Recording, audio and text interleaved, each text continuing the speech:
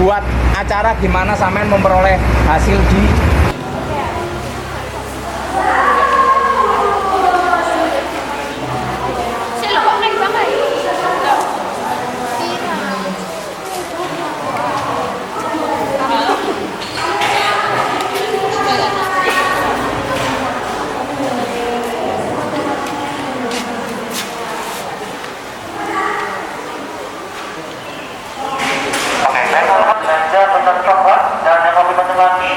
dan lebih banyak lagi pengalamannya nanti saya akan datangkan direktur dari kampus coklat. Jadi ini adalah kesempatan untuk teman-teman semuanya bertanya-tanya tentang kampus coklat maupun misalnya produksinya, terus distribusinya coklat, terus pengelolaannya mana gimana. Nah nanti bisa tanya apapun tentang kampus coklat. Jadi saya himbau teman-teman sudah mempersiapkan pertanyaan yang akan ditanyakan sama direktur kita yang akan menjadi narasumber dan juga memateri pada forum kita siang hari ini. Kita ya teman-teman ya. Baik, dan kita ucapkan sugeng rawuh kampus coklat kepada ibu guru yang mendampingi teman-teman semuanya. Mudah-mudahan panjenengan selalu diberikan kesehatan, kekuatan sehingga sabaran untuk mendidik dan juga membimbing teman-teman semuanya. Baik teman-teman, sebelumnya maka nama saya Rahmat, nanti bisa panggil Kak Rahmat. Nah nanti di sini saya akan menemani teman-teman semuanya untuk motivasi dari ujung timur sampai ujung barat, dari hulu sampai hilir. Kita akan belajar tentang coklat, bagaimana proses pembuatan coklat, bagaimana cara membudidayakan pohon kakao, terus bagaimana cara perawatan pohon kakao. Dan kita akan mempelajari bagaimana cara kita bikin coklat dari biji kakao sampai menjadi coklat yang siap dikonsumsi. Seperti itu ya. Nah, sebelum kita mulai, kita berdoa dulu dengan harapan apa yang kita laksanakan pada siang hari ini bisa berjalan dengan lancar tanpa ada halangan suatu apapun. Bismillahirrahmanirrahim. Oleh hadinya Muhammad Qur'an ini harus disuarakan, harus diperhatikan.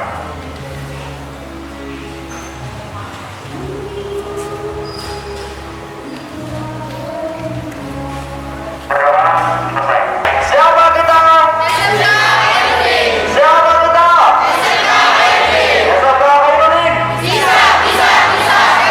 Kamu coklat. Itu semua ada di sebelah timur.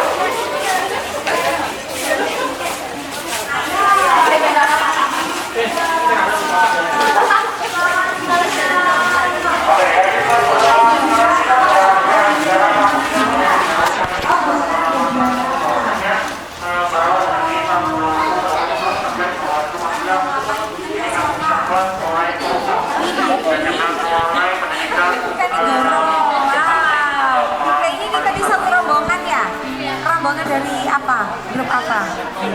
Oh teman kerja aja. Oke. Tapi dia mau nyanyi lagu apa nih berdua ya? Sama kak siapa ini ya satunya? Kak Nova.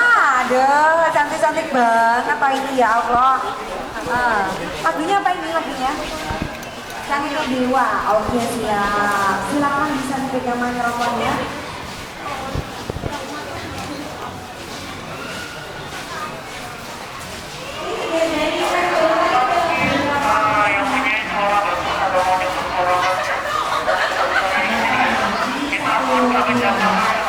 Nanti bisa record atau bisa nyanyi dengan suara semuanya.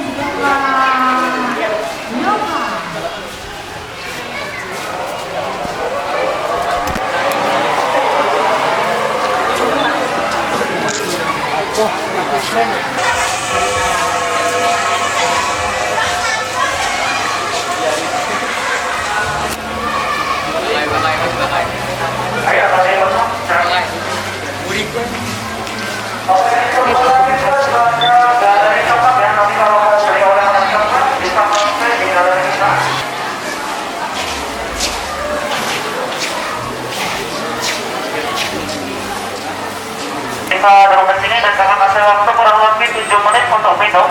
Setelah itu kita akan lanjut trip ke tempat berikutnya. Paham ya? Nanti bisa minum di bar dulu di sebelah sini. Gitu ya. Oke, kita kan ngambil tempat data di sini.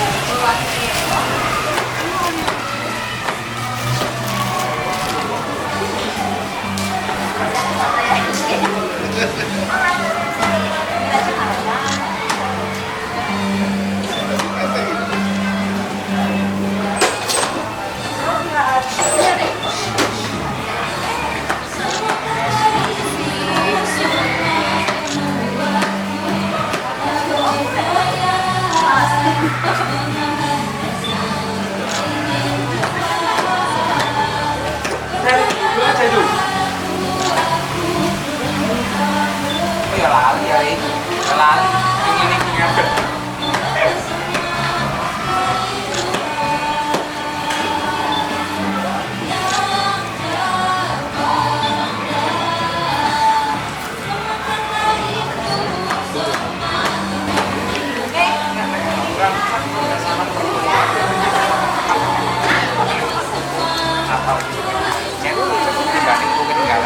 Materi sama yang paham ya? Nanti ada waktunya sendiri lah, sama ada foto-foto katanya.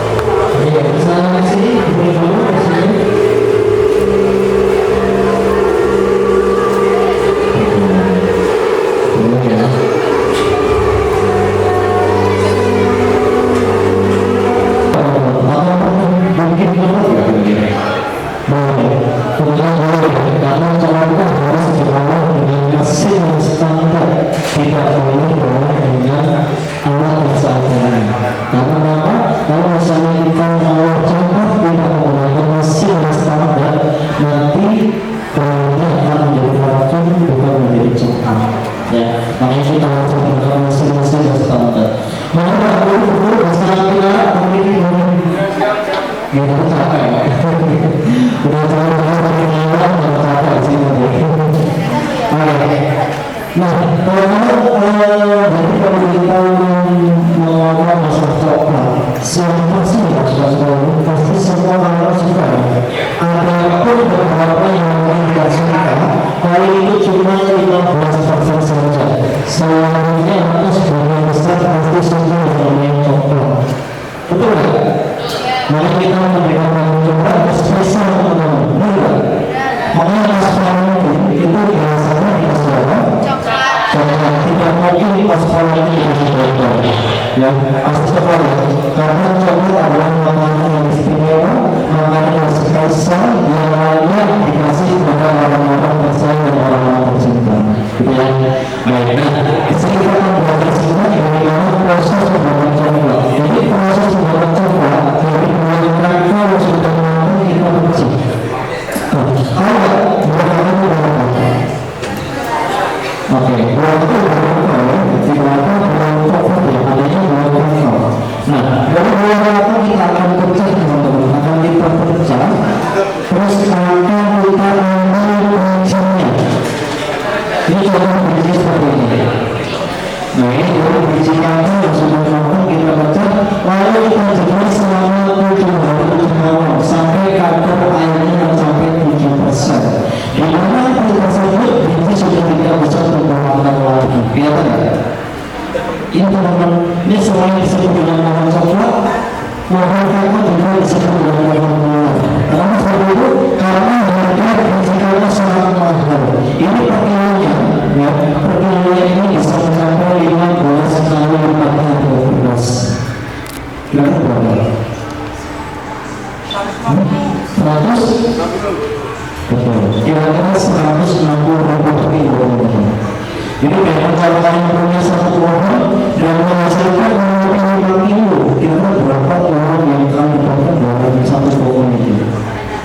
500 ribu. Berarti kalau kalian punya 10 pohon saja, berapa pohon? 15 juta. Jadi kamu tidak bayar. Kalau masalah itu seperti apa? Kemudian kalau punya 1 hektar pohon kakao, kira-kira berapa pohon yang kalian hasilkan? 1 hektar itu bisa dikali kurang 1.000 pohon. Jadi pohon ini atau industri di pohon ini sangat menjanjikan dan sangat prospek banget. Jadi jangan salah mengira dengan gampangnya sebelum makan kalau pertanyaan itu. Jadi kalau kalian punya masak di rumah, mungkin bisa dicoba punya inovasi baru di tangan pohon kakao. Nah, kita kembali ke konten. Jadi sebelum kita coba, biji akan kita sahkan ya teman-teman. Oh, bisa apa? Di bawah tangan, di bawah tangannya, di bukan sari ya. Misalnya itu di bawah tangannya. Tujuannya apa? Tujuan misalnya adalah misalkan anak-anak kulit ari dan juga kulit miliknya. Kulit ari itu adalah kulit bagian luarnya ini. Dan miliknya itu adalah ini. Ini yang kita olah menjadi coklat. Nah, kira-kira ini berapa enggak? Kulitnya oke tidak. Jadi kulitnya ini akan kita coba, akan kita mixing, akan kita jadikan sebagai campuran makan hewan ternak. Karena di belakang kita punya ratusan domba dan kambing yang siap menerima makanan dari kulit ari atau kulit bagian luar dari biji satu. Kalau kita jadikan ini berapa? Nah, itu perbedaannya kopi dengan minum. Kalau kopi bisa selesai dan diganti langsung jadi bentuk. Tapi kalau kakao diganti bisa selesai diganti langsung jadi pasta coklat. Coklat atau coklat batu. Coklat batu itu warnanya kuning. Warna kuning karena berhubung ditambahkan di seluruh ini dia menjadi warna putih. Ini yang digunakan untuk pembuatan white coklat pertama. Nah, rasanya itu terbuat dari lemaknya coklat. Tapi tenang aja, lemak ini adalah lemak tak jenuh, jadi tidak bisa bikin obesitas, tidak bisa bikin gemuk. ya, aman untuk kesehatan. Nah, setelah itu, setelah dari pasta coklat, pasta ini akan kita aktualisasi, akan kita pisahkan lagi antara pasta coklat antara cocoa butter atau coklat sama bubuk natural. Nah, kita akan pisahkan lagi sampai menjadi cocoa butter. Oke? Oke, baik teman-teman, sekarang kita udah sampai di area garden nursery atau rumah pembibitan pohon kakao. Pohon apa? Baik, sebelum kita menengok pohonnya, kita akan amati dulu bagaimana cara pembibitan pohon kakao. Ya. Jadi di bakalan ada plastik berwarna hitam. Silakan namanya plastik. Pintar. Jadi plastik polybag. Plastik polybag adalah media yang kita gunakan untuk pembibitan pohon kakao. Dan dalam polybag ini ada 3 unsur teman-teman, ada 3 bahan. Yang pertama ada tanah liat, ada apa? Yang kedua ada pasir, ada apa? Dan yang ketiga ada pupuk kompos, ada apa? Nah, pupuk kompos kita tahu kan dari apa? Buatannya? Dari kotoran hewan ternak. Contohnya apa? Kayak apa lagi? Kambing dan sebagainya. Tapi pupuk kompos juga bisa dari daun yang sudah difermentasi atau dibesarkan. Nah, yang kita gunakan ini adalah dari daun yang sudah difermentasi. Jadi aman, tidak ada kotor di luar tanahnya, teman-teman. Untuk perbandingannya 3:2:1. 3 tanah liat, 2 pasir, 1 pupuk kompos. Kenapa harus dikasih pupuk kompos? Kenapa harus dikasih pasir? Apa? Untuk menyuburkan. Betul. Sebenarnya kalau kita coba menggunakan tanah hitam aja itu juga boleh. Tapi proses pertumbuhannya tidak bisa secepat ketika kita menggunakan pasir dan juga pupuk kompos. Paham? Fungsinya adalah menyuburkan tanahnya dan mempercepat pertumbuhan dari biji kakao, teman-teman. Sekali lagi ya teman-teman ya, pohon kakao selain disebut dengan pohon coklat, pohon kakao juga disebut dengan pohon donar. Karena harga jual dari biji kakao itu sangat mahal, teman-teman. Jadi proses banget teman-teman, yang penting punya ladang atau punya tempat yang mungkin keras tidak digunakan, bisa dicoba ditanami pohon kakao. Bisa mencontoh pohon kakao yang ada di kampung coklat. Oke, mungkin barangkali di rumah ada yang punya pohon kakao.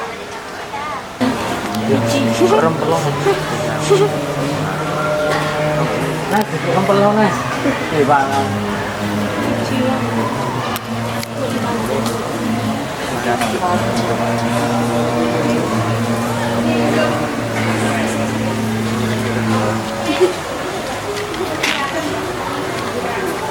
Ini ada azan bentar teman ya, kita break dulu ya. Bisa coba awalnya Pak kalau kita break. Bisa tumbuh subur dan berbuah lebat sehingga banyak manfaat. Amin. 1, 2, 3 kita tanam. Oke, jangan sampai kembali ya. Jangan sampai kembali ya. Oke, yang sudah bisa berdiri kembali teman-teman. Oke, yang sudah bisa berdiri kembali. Yang sudah bisa berdiri kembali ya. Oke, kita berdoa dulu teman-teman.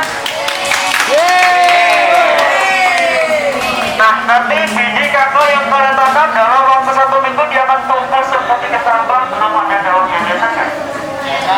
Dan untuk bibit yang sudah siap ditanam di lahan yang luas atau di perkebunan itu berusia 2 bulan. Itu bukan berasal dari negara Indonesia teman-teman. Jadi namanya tidak Indonesia banget ya. Namanya luar negeri ya. Karena emang kakao itu berasal dari negara Amerika. Nah, kenapa kok bisa sampai ke Indonesia? Karena dibawa oleh bangsa Spanyol. Dan pertama kali kakao diletakkan itu tempatnya di suku Minahasa. Kalian tahu di mana itu? Sumatera? Kalimantan? Maluku? Paling tepat. Ayo, dari mana? Suku Minahasa berada di Jepang. Minahasa, Sumatera nggak sih? Ayo, Blitar. Medan. Ayo, tambah lagi dong. Aceh, China. Gongsi Patrai. Bisa nggak ada gitu? Sulawesi. Saya Zainuri, tepuk tangan dong. Atau nggak apa-apa? Ini kakak, ini kakak benar-benar tahu atau emang sengaja tadi? Nggak sengaja ya? Sengaja ya? Saya pikir sengaja ada ya. Oke. Dari Sulawesi Utara teman-teman. Jadi kalau kalian berkunjung di Sulawesi, di sana banyak sekali pohon kakao dan juga ada buah kakonya teman-teman. Tapi sayangnya di sana nggak ada mesin dan pabrik pengolahan coklatnya. Berhasil coklat yang didapatkan atau kakao yang dikumpulkan akan diekspor di negara jiran atau di Malaysia. Kita perlu bangga, kita perlu bersyukur bahwasanya di Jawa Timur ada salah satu pabrik yang menjual dan bisa membidik produk olahan coklat sendiri. Kita punya pabriknya, kita punya pohonnya, kita punya produknya yang sudah ekspor di luar negeri. Tepuk tangan untuk Kampung Coklat. Mudah-mudahan Kampung Coklat tidak hanya ada di Blitar ya, tapi nanti juga bisa ada di Malang ya. Tempatnya di Gudang Legi teman-teman ya. Amin ya rabbal alamin. Ya nanti salah satunya orang jadi teman-teman semuanya ini. Oke, sebelum kita review bedah, kita akan jelaskan secara singkat bagaimana cara petik buah ini. Kira-kira ada yang pernah nggak petik buah ini? Ya Pak? Oke, diputar, dibilang celupin ya. Tuh orang ya teman-teman ya. Oke, teman-teman, jadi cara memetik buah ini tidak boleh sembarangan ya. Kita harus bisa menggunakan benda-benda tajam. Kenapa seperti itu? Ketika batang kakao rusak, dia tidak bisa berbunga lagi. Otomatis pohon tidak bisa berbunga lagi dan tidak bisa berbuah lagi. Paham? Jadi pohon kakao itu sangat sensitif, beda dengan pohon-pohon yang lain kayak rambutan, kelengkeng dan lain-lain. Beda teman-teman. Ketika batangnya rusak, dia tidak bisa berbunga lagi. Makanya kita harus menggunakan benda-benda tajam. Contohnya apa? Arit, gunting buah pisau. Yang penting tajam dan tidak melukai batangnya. Dan cara mecahnya kebalikannya cara metik buah kakao. Tidak boleh menggunakan benda-benda tajam. Kenapa tidak boleh pakai pisau atau golok? Soalnya kalau kita pecah pakai pisau, nanti bijinya kepotong. Nah kalau biji kepotong sakit gak teman-teman? Sakit banget ya. Oke, kalau ke biji kepotong dia akan busuk ya. Kalau biji busuk tidak bisa digunakan untuk pembuatan bersanda bubur ya. Oke, makanya kita harus menggunakan benda-benda kumpul ya. Biar apa? Biar bijinya tidak terpotong. Biar tetap aman bijinya. Paham ya? Ada yang mau baca di sini sama saya? Pakai lagi satu? Sama Zen. Sini Zen. Ayo, Oke, welcome ya. Oke, Zen. Kepanjangan apa Zen? Namanya kepanjangan sama kepanjangan.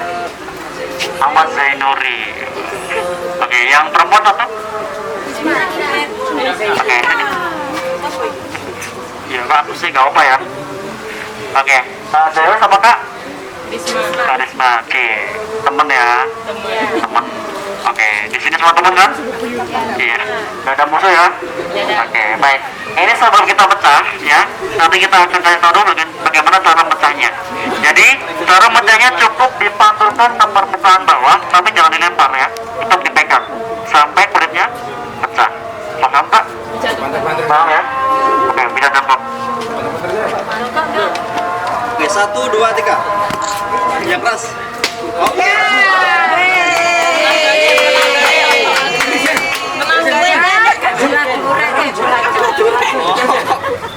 Bukan Sen. Anda belum beruntung aja tulisan itu.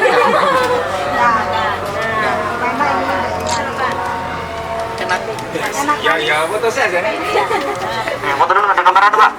Kamera lagi Sen. Jangan apa belum? Ini kamera dulu. Foto dulu. Sen. kamera. 1, 2, 3. Oke, baik. Baik. Loh Kak, katanya coklat kok warnanya putih. Kenapa teman-teman? Kakinya. Hah? Kamu? Buahnya ada Baca di Jawa. itu daging. Oh iya. Kenapa warna putih?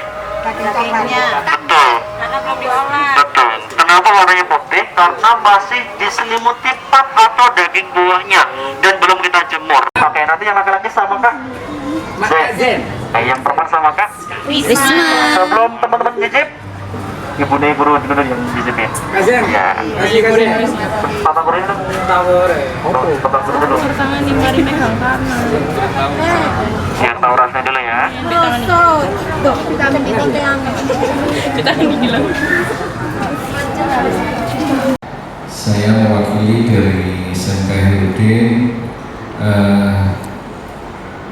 untuk pertama kalinya kita dari SMK Herudin ini bisa berkunjung di Cafe Restu Kampung Coklat ini dengan banyak pengalaman. Di antaranya tadi sudah diajak jalan-jalan untuk bisa melewati dari step and step, mulai dari masuk sampai ke proses pembuatan coklat ini tadi sampai terakhir di pembibitan sampai ke produksi. Nah, ini adalah suatu kebanggaan bagi kami untuk bisa wisata edukasi. Jadi di sini lebih tepat untuk bisa kita kunjungi. Jadi selain berwisata kita juga beredukasi. Buah coklat saat ingin dikonsumsi. Sudah, terima kasih. Ya. Sambung yang lain.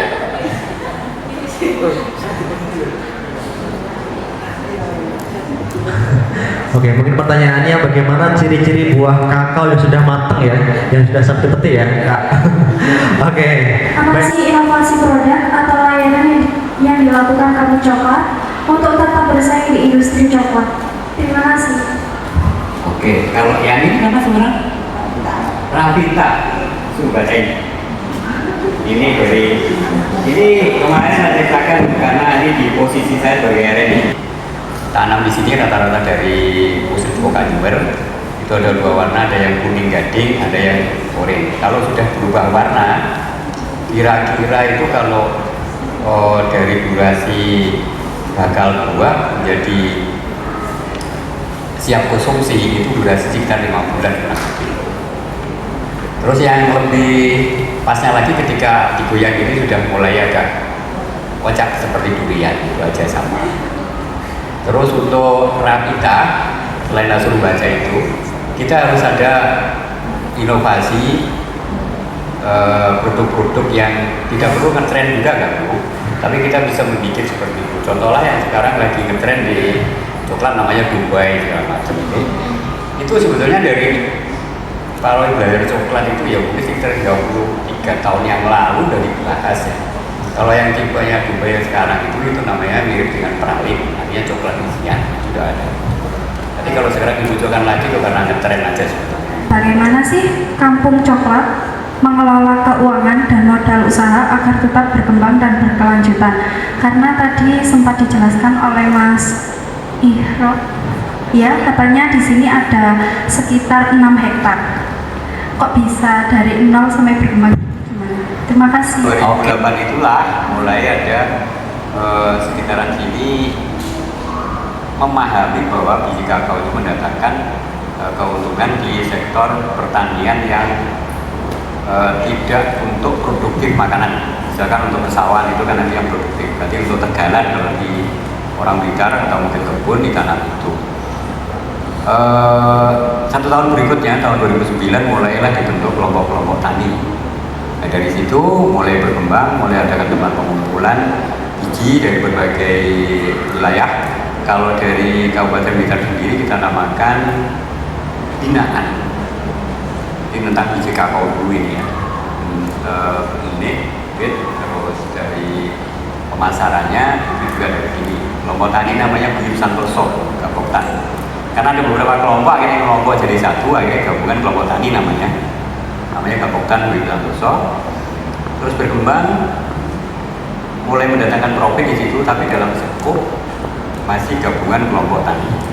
Oke, tahun 2013 awal selama 1 tahun itu, saya tadi cerita sedikit sama Pak Hasan.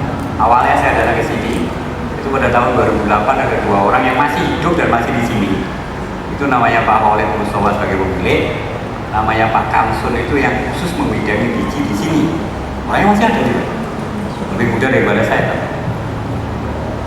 Mengantarkan sampel ke tempatku bekerja. di Surabaya sana, akhirnya kenalan, bla bla bla. Terus saling nyambung karena sesama bidang. Tak tahu. Cerita ini tahun 2008 ketika saya mengolah sampel.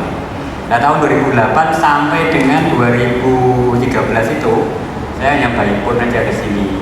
Misalkan ada pengiriman biji kakao ke Surabaya dan sebagainya.